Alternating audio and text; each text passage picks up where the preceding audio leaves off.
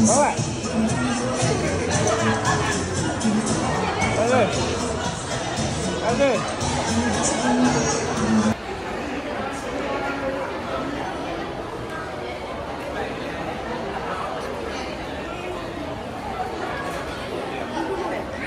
Boleh menampas ke tutup mulut dia? Ha?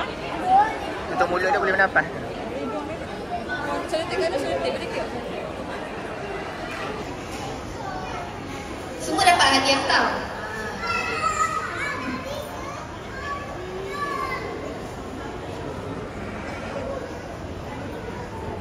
Sikit lagi. Lepas ni boleh cabut terus buang. Nombor 51. Dipersilakan ibunya.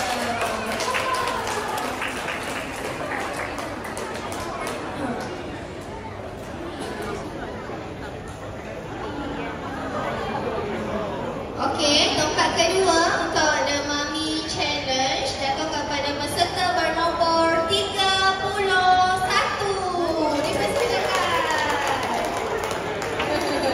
Awak jangan bergerak, bertambahlah di situ.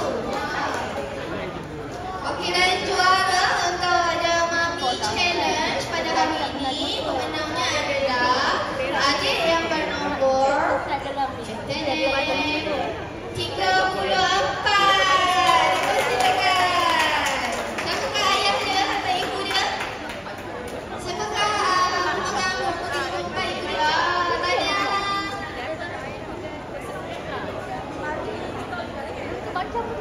Okey, yang mana yang dah menang boleh tak ibu? Okey ada.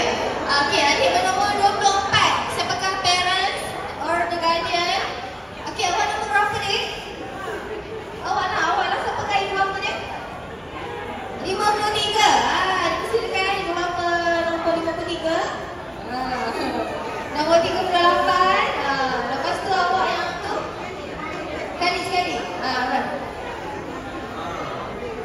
Sekali. Adik tak payah sengit. Kesian adik.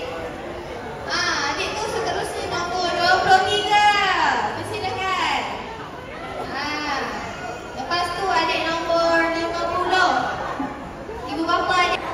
Terima kasih kepada semua ibu bapa dan adik. Diperhati.